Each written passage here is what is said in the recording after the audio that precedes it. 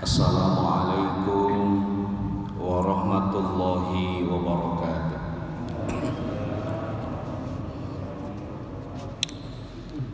Alhamdulillahilladzi anzala as-sakinata fi qulubil mu'minin.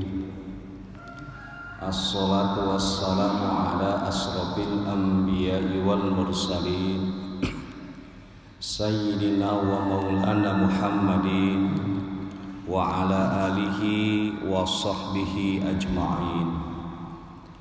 Amma ba'd. Faqala Allah ta'ala fi kitabihil karim wa huwa asdaqul qailin. A'udzu billahi as-sami'il 'alim minasy syaithanir rajim. Bismillahirrahmanirrahim. Rabbi habli hukma wa alhiqni bis-shalihin waj'alni lisana sidqin fil akhirin waj'alni min warasati jannatin na'im. Al-ayah. Sadaqallahul azim.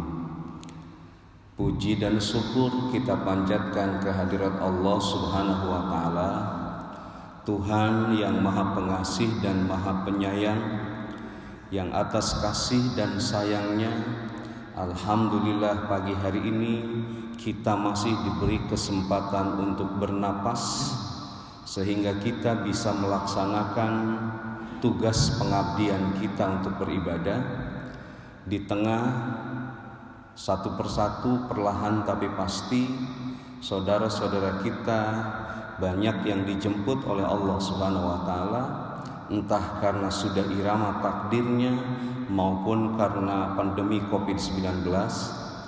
Karena itu kita syukuri nikmat ini dengan mentasarrufkan usia kita untuk menambah ketundukan kita kepada Allah Subhanahu wa taala. Salawat dan salam semoga selamanya terlimpah pada baginda Rasulullah sallallahu alaihi wasallam, kepada para keluarganya, para sahabatnya, dan sampai kepada kita sebagai umat pengikut ajaran agamanya. Hadirin wal hadirat rahimakumullah, jamaah salat subuh Masjid Ilalinaya yang saya cintai, saya hormati dan Allah muliakan. Daramang sadayana bapak-bapak, ibu-ibu, insya Allah pada pagi hari ini saya ingin menyampaikan kajian tafsir tematik tentang langkah-langkah menghapus dosa.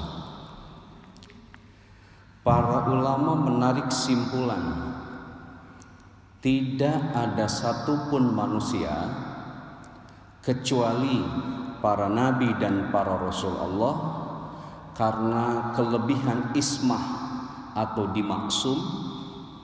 Selain mereka, diyakinkan para ulama tidak ada satupun manusia yang tidak pernah berbuat dosa, hatta kekasih Allah sekalipun. Jadi para kekasih Allah yang dijelaskan oleh dalam Al-Quran, mereka diyakinkan adalah orang-orang yang pernah berbuat dosa. Lalu siapa para kekasih Allah itu? Kita lihat yang pertama. Dalam Quran surah Ali Imran ayat 76 ada kalimat fa innallaha yuhibbul muttaqin. Sesungguhnya Allah sangat mencintai orang-orang yang bertakwa. Jadi kekasih Allah yang pertama adalah orang yang bertakwa. Yang kedua, berdasarkan Quran surah Al-Ahzab ayat 43, kata Allah, wa kana bil mu'minina rahimah, dan bagi orang yang beriman Allah mengasihi atau Allah menyayangi. Jadi kekasih Allah yang kedua itu adalah orang-orang beriman. Yang ketiga, dalam Quran surah Al-Baqarah 195 disebutkan innallaha yuhibbul muhsinin. Sesungguhnya Allah sangat mencintai orang-orang yang gemar berbuat baik. Jadi yang ketiga, kalau bapak dan ibu ingin dicintai oleh Allah, harus produktif berbuat baik. Yang keempat, Kekasih Allah dalam Quran surah Ali Imran 146 disebutkan, wallahu yuhibbus sabirin, dan Allah sangat mencintai orang-orang yang sabar. Jadi yang keempat, kalau Bapak ingin dicintai oleh Allah, jadilah orang yang sabar. Yang kelima, Ali Imran 159 menegaskan, innallaha yuhibbul mutawakkilin, sesungguhnya Allah sangat mencintai orang-orang yang tawakal. Ya, jadi 5 yang dicintai Allah itu orang tawakal. Kemudian yang keenam, Al-Baqarah 222, saya yakin bapak-bapak sudah tahu, innallaha yuhibbut tawwabina wa yuhibbul mutatahhirin. Kekasih Allah yang keenam itu adalah orang yang senantiasa bertobat dan mensucikan dirinya. Dan yang ketujuh, berdasarkan Quran surah Shaf ayat keempat, kekasih Allah itu innallaha yuhibbul ladina yuqatiluna fi sabilillah. Kekasih Allah itu adalah orang yang mewakafkan waktunya untuk berjuang di jalan Allah, dalam kata mujahidin. Bapak dan ibu sekalian, para kekasih Allah tadi, satu, muttaqin, adalah orang yang pernah berbuat dosa, tetapi dosanya tidak disusul dengan dosa yang lain. Disebutkan dalam Ar-Ra'd ayat 22, wa yadra'una bil hasanati sayyi'at. Jadi kekasih Allah, orang bertakwa itu pertama, dia pernah berbuat dosa, tapi dosanya tidak disusul dengan dosa yang lain, tapi disusul dengan kebaikan yang ia kerjakan. Kedua, orang beriman itu bukan orang yang tidak pernah berbuat dosa, tapi dosanya tidak disusul dengan dosa yang lain, melainkan wayad ra'una bil hasanatis sayyi'ah, dosanya disusul dengan amal kebaikan yang lain. Berikutnya muhsinin. Bukan berarti muhsinin itu orang yang tidak pernah berbuat dosa, tetapi dosanya itu tidak disusul dengan dosa yang lain, melainkan dihapus dengan kebaikan berikutnya. Sabirin, mutawakkilin, mutatahhirin, mujahidin adalah orang-orang yang pernah berbuat dosa, kekasih Allah itu, tapi dosanya sekali lagi tidak disusul dengan dosa yang lain, melainkan wayadra'una bil hasanatis sayyi'ah, dosanya itu disusul dengan kebaikan dan kebaikan, sehingga kebaikan yang ia perbuat itu bisa menghapus setiap dosa-dosanya. Dan ketika dosa-dosanya terhapus, dia diyakinkan bukan sekedar menjadi orang yang viral di bumi, tapi menjadi orang yang viral di langit, dicintai oleh Allah, dicintai oleh Rasulullah, dan keberadaannya dirindukan oleh surganya Allah. Lalu berikutnya, manusia itu, ibu dan bapak sekalian, berdasarkan Quran surah Sam ayat ke-8, siapapun kita itu punya potensi untuk berbuat dosa. Kenapa? Di As-Sam ayat 8 sering saya sampaikan, kita baca ayatnya bersama-sama biar tidak ngantuk. Fa'alhamaha fujuraha wa taqwaha. Dan aku ilhamkan, kata Allah, pada setiap manusia apa? Pertama, ilham fujurah, potensi hawa nafsu. Yang kedua, ilham taqwa, potensi berbuat baik. Jadi dalam dada kita itu ada dua potensi kontradiktif yang seringkali terjadi interaksi dominatif antara potensi kebaikan dengan potensi hawa nafsu. Contoh kasus, pada pagi hari ini, jam ini, menit ini, detik ini, di masjid ini, kata potensi kebaikan kita harus mendengarkan kajian tafsir ini, sebab sengaja acara ini diselenggarakan. Kita, saya yakin semuanya sepakat. Tapi kata hawa nafsu, yang enak jam segini mah, apalagi malam tadi harus begadang, habis begadang, bukan mendengarkan kajian, tapi sleeping together. Karena itu banyak di antara bapak yang menjadi jamaah ahli tiang, ya, menyandarkan diri kepada tiang. Nah, musyrik itu adalah orang yang menyandarkan diri kepada selain Allah, gitu ya. Nah, hidup kita ini terjadi pertarungan.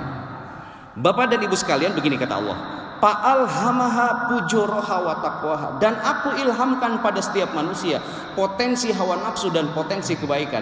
Di ayat itu ada penegasan Allah, qad aflaha man zakkaha, sungguh bahagia bagi orang-orang yang mensucikan dosanya.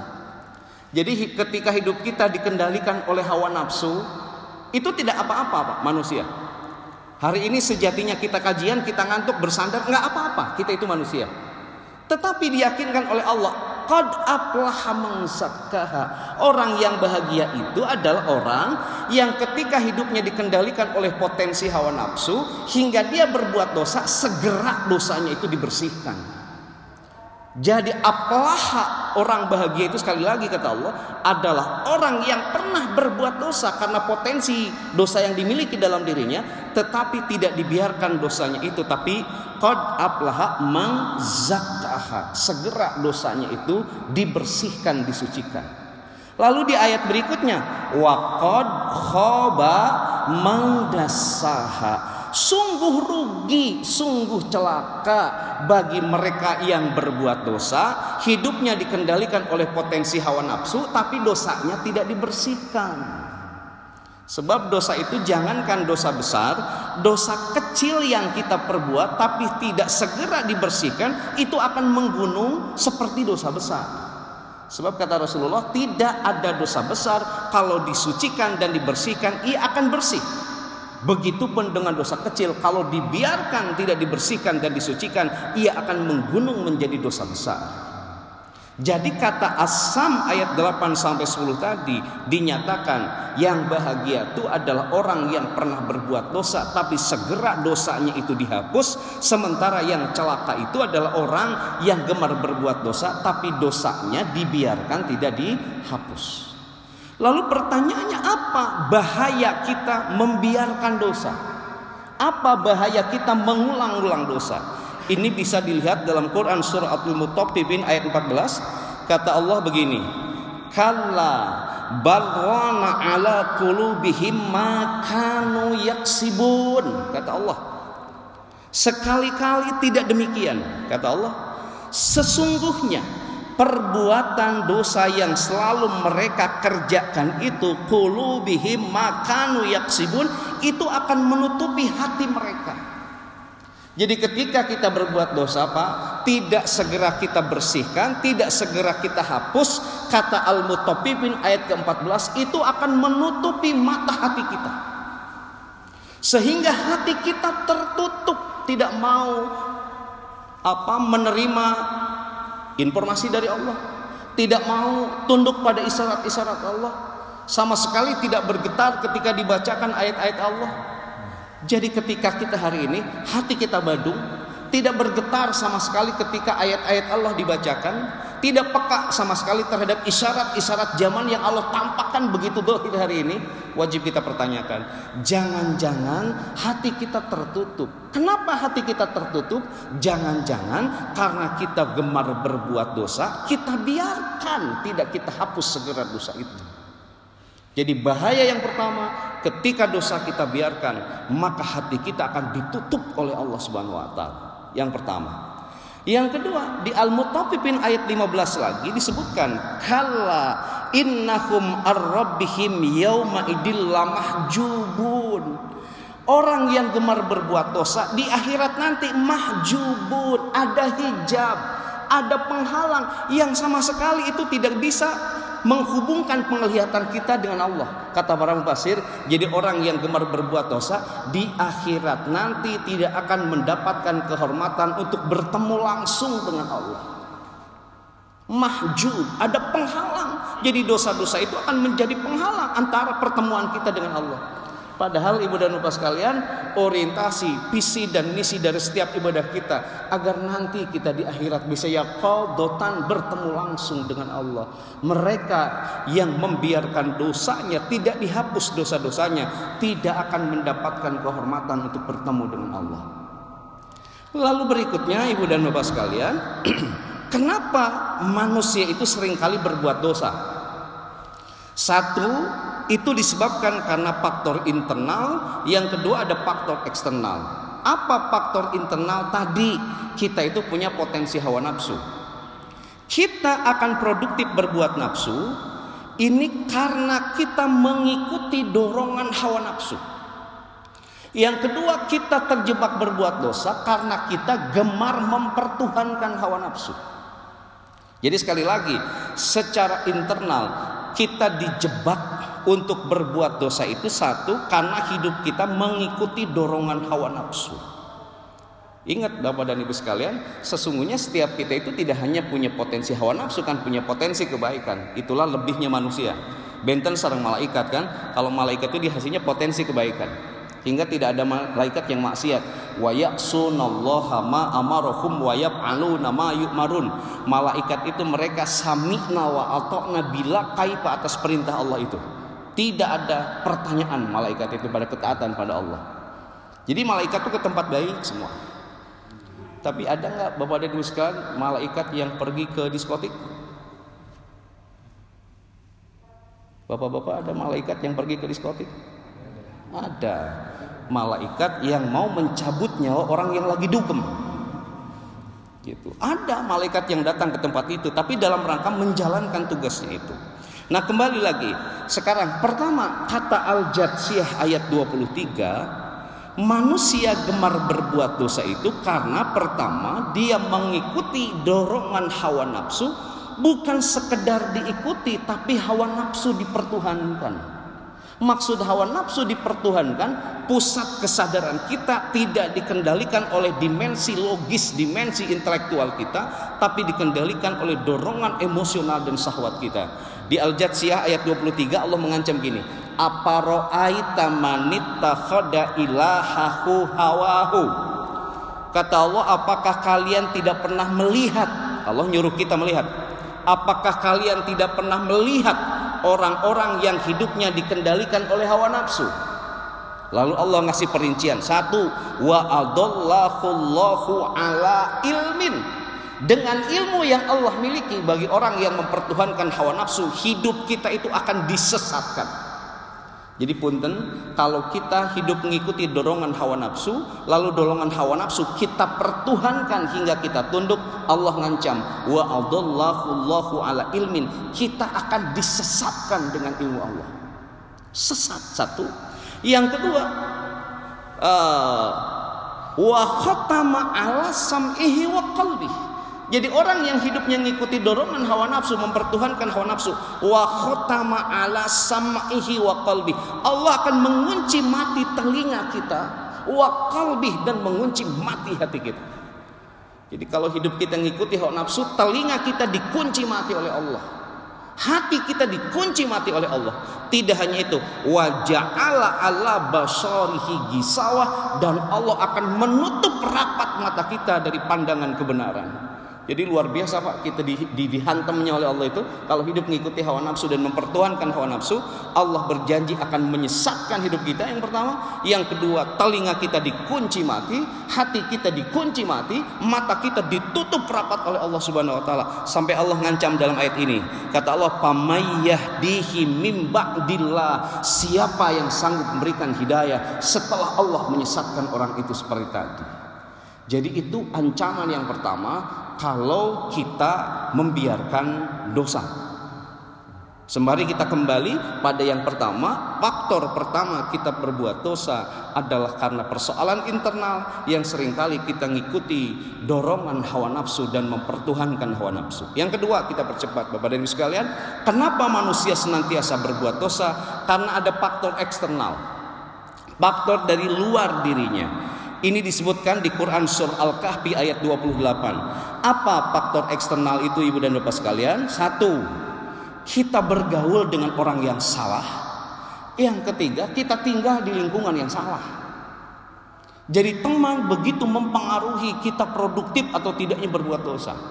Lingkungan sangat mempengaruhi produktif tidaknya kita berbuat dosa. Di Quran surah Al-Kahfi ayat 28 kata Allah begini. Satu, wasbir nafsaka, sabarlah diri kalian ma'alladzina yad'una rabbahum, untuk bersama-sama dengan orang yang berdoa kepada Allah, bil ghadawati wal asyi, baik di pagi hari maupun di sore hari, yuriduna wajhah, karena mereka mengharapkan keridhaan Allah. Kata Allah di ayat ini, kalian harus sabar untuk berteman dengan orang-orang yang berdoa kepada Allah di pagi hari dan di sore hari, karena mereka mengharapkan keridhaan Allah. Pilih teman itu yang seperti itu. Satu. Berikutnya kata Allah, wala ta'du ainaka anhum turiduna zinatal hayatid dunya, dan janganlah kalian berpaling dari orang-orang itu karena kalian mengharapkan perhiasan indah kehidupan dunia. Di ayat berikutnya, wala tuti man aghfalna qalbahu, dan janganlah kalian berteman, tuti di sana kata para mufassir, janganlah kalian taat, janganlah kalian bersama dengan siapa? Man aghfalna qalbahu, dengan orang-orang yang hatinya lalai lupa kepada Allah. Kenapa demikian? Berikutnya, angdikrina, dan jangan berteman dengan orang-orang yang tidak pernah dikir kepada Allah. Lalu wattaba hawahu, jangan berteman dengan orang-orang yang senantiasa mengikuti hawa nafsunya. Jadi sekali lagi kata Allah, jangan berteman dengan orang-orang yang hatinya lalai kepada Allah, jangan berteman dengan orang-orang yang tidak pernah dzikir kepada Allah, dan jangan berteman dengan orang-orang yang hidupnya ngikuti hawa nafsu. Kenapa? Wa kana amruhu furuta, karena keadaan itu adalah yang melampaui batas. Kata para mufassir, furuta di sana adalah potensi yang bisa menghantarkan kita berbuat dosa. Jadi Pak, kalau kita ingin selamat tidak berbuat dosa, pilihlah teman yang teman itu bisa membawa kita ingat kepada Allah, dekat dengan Allah, tidak lalai kepada Allah, dan hidupnya tidak mempertuhankan hawa nafsunya. Sebab ketika berteman dengan orang yang seperti itu, wa kana amruhu furuta, kita akan menjadi orang yang melampaui batas, dan orang berbuat dosa itu adalah orang yang gemar melampaui batas. Nah, Bapak Ibu sekalian, lalu berikutnya, apa langkah-langkah kita untuk menghapus dosa itu? Dalam beberapa kajian Bapak dan Ibu sekalian, yang pertama, langkah kita menghapus dosa itu pertama, berdasarkan informasi Quran surah Shad ayat 5, adalah pertama, memperbaiki hati. Begini kata Allah, falamma zaghu azaghallahu qulubahum, kata Allah, wallahu la yahdil qaumal fasikin. Maka tatkala mereka berpaling hatinya dari kebenaran Allah, apa kata Allah? Wallahu la yahdil qaumal fasikin. Allah tidak akan pernah memberikan petunjuk pada orang-orang hatinya yang berpaling dari Allah. Jadi kata para mufassir, yang pertama, langkah awal untuk menghapus dosa itu adalah benahi dulu hati kita. Jadi jangan sampai hati kita itu terkategori hati yang fasik. Hati yang fasik itu hati yang lari dari ketundukan dan ketaatan pada Allah. Contoh begini, fasik itu, kata bapak, teu pangaruh, saya mah teu salat oge anger bisa hirup. Teu pangaruh, teu baca Quran oge anger we, misalnya keuangan mengalir dan lain sebagainya. Nah itu kita sudah fasik, lari dari ketaatan kepada Allah menuju ketundukan kepada hawa nafsu. Sekali lagi, falamma zaghu azaghallahu qulubuhum, maka tatkala mereka berpaling dari kebenaran, Allah memalingkan hati mereka, dan wallahu la yahdil qaumal fasikin, Allah tidak akan memberikan hidayah pada orang yang hatinya berpaling dari Allah. Ini diperkuat oleh hadis muttafaqun alaih. Kata Rasulullah, ala wa inna fil jasadi mudghah, ketahuilah sesungguhnya pada setiap tubuh manusia itu ada segumpal darah. Idza sholahat sholahal jasadu kulluh, jika segumpal darah itu baik maka akan baik seluruh jasad itu. Tapi wa idza fasadal jasadu kulluh, wa idza fasadal jasadu kulluh, apabila segumpal darah itu rusak maka akan rusak seluruh tubuh kita. Ala wahyal qalb, ketahui itulah hati. Maka yang pertama, langkah menghapus dosa itu adalah memperbaiki dulu hati. Satu. Yang kedua, kita percepat Pak. Langkah menghapus dosa itu, kata para ulama berdasarkan Quran surah Ali Imran ayat 135. Satu, ketika kita berbuat dosa, kalau ingin dihapus, ingat kepada Allah, lalu istighfar kepada Allah dan tidak mengulangi lagi perbuatan dosa. Disebutkan walladzina idza fa'alu fahisatan aw dzalamu anfusahum dzakarullaha fastaghfaru lidunubihim. Jadi untuk menghapus dosa itu ketika kita berbuat fahisyah. Di sini tuh ada dua kata Pak. Ada fahisah atau dolamu anfusahum. Fahisah itu dosa yang keji. Jadi dosa itu ada yang disebut kategorisasi dosa keji. Dosa yang keji itu yang gimana? Dosa yang diperbuat bersama-sama. Jadi ada dosa yang dikerjakan sendiri dan ada dosa yang dikerjakan bersama-sama. Nah, dosa yang dikerjakan bersama-sama di Quran disebutnya fahisyah, dosa yang keji. Bapak-bapak, apa di antara dosa yang dikerjakan bersama-sama? Mabok, merampok bersama-sama, meskipun ada orang yang merampok pintar sendiri Pak ya. Apa contoh? Zina. Wala taqrabuz zina innahu kana fahisyatan, ada fahisyah. Jadi janganlah kalian mendekati zina karena zina itu dosa yang keji. Zina itu dosa yang dikerjakan bersama-sama. Lazimnya seperti itu. Apalagi selain zina Pak? Menggunjing. Menggunjing itu sendiri atau bersama-sama? Bersama-sama Pak. Teu enak ngobrolkeun batur sorangan kan? Harus ada teman. Hati-hati. Menggunjing itu kategorisasinya fahisyah, dosa yang keji. Maka pada saat kita menggunjing orang lain, kita sama dengan memakan bangkai saudara kita yang sudah wafat. Keji dosa itu. Nah, kata ayat ini kita percepat, jika kita berbuat dosa yang keji, au dzalamu anfusahum, atau dosa pada diri kita sendiri, lalu ingin terhapus dosa itu, kata ayat ini, dakarullah, segera emut ka Gusti Allah. Setelah itu pastaghfaru lidunubihim, susul ingat pada Allah itu dengan banyak istighfar. Lalu yang ketiga, walam yusirru ala ma fa'alu, jangan diulangi lagi dosa itu. Langkah yang kedua ini lazim disebut oleh para ulama dengan istilah taubat. Jadi taubat itu setidak-tidaknya ingat pada Allah, istighfar dan tidak mengulangi. Kita percepat Bapak sekalian. Yang ketiga, kita percepat. Di antara langkah untuk menghapus dosa kita adalah produktif berbuat baik. Disebutkan di Quran surah Hud ayat 114, kata Allah gini, innal hasanati yudhibnas sayyiati, sesungguhnya setiap perbuatan baik akan menghapus setiap dosa-dosa yang kita perbuat. Jadi upami hoyong ngahapusan dosa, gunakan sisa hidup kita untuk berbuat baik. Sebab setiap kebaikan itu akan menghapus dosa-dosa kita. Apalagi kebaikan-kebaikan dalam rangka taqarrub kepada Allah.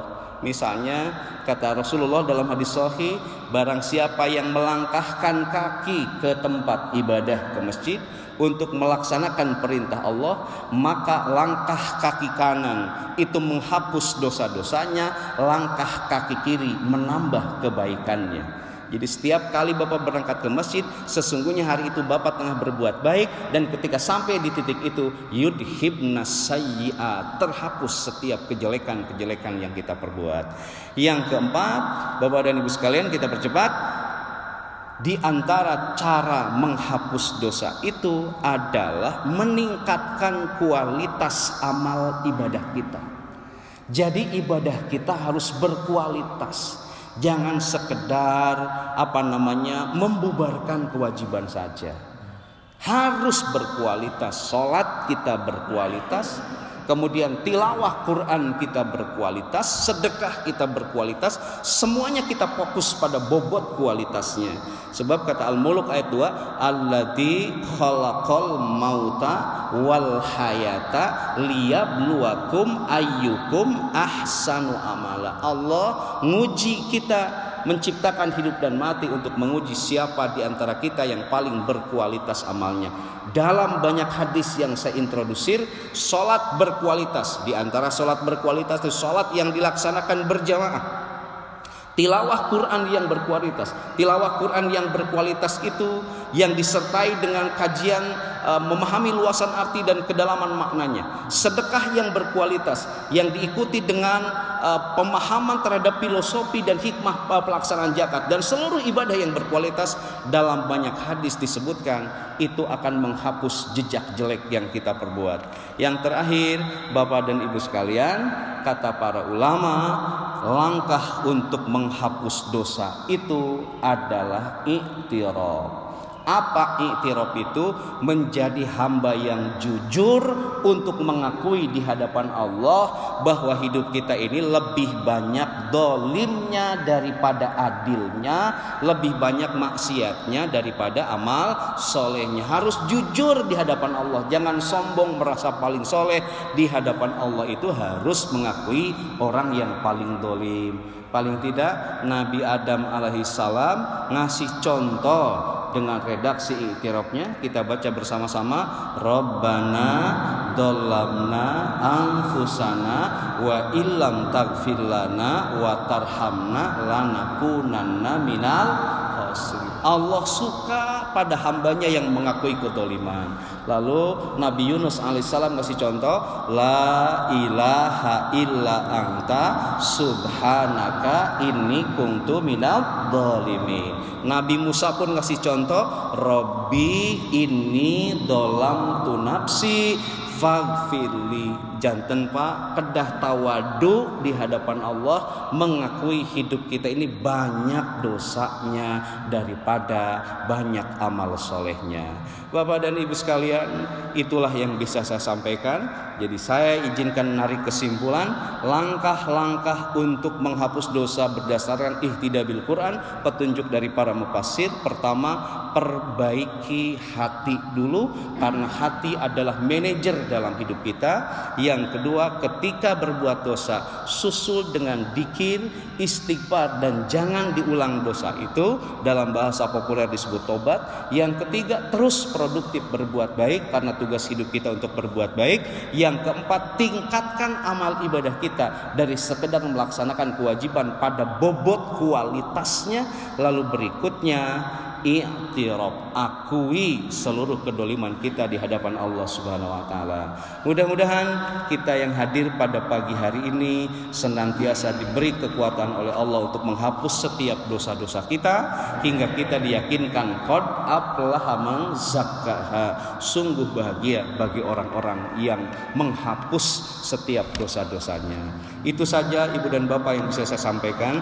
Terakhir, kita sama-sama berdoa untuk saudara kita Ibu Mimin Supriyani binti Bapak Raden Joyo Surono Joyo yang hari ini sedang dirawat di Rumah Sakit Melinda Bandung.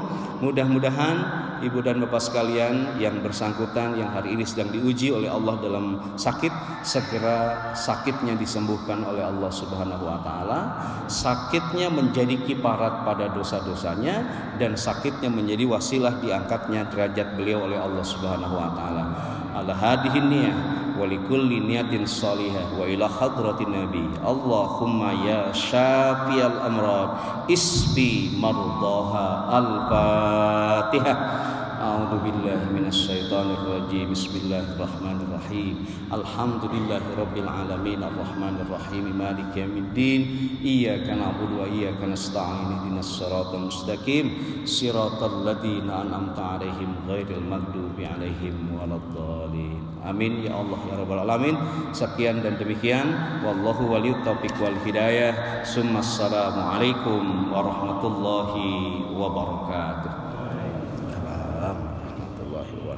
Alhamdulillah.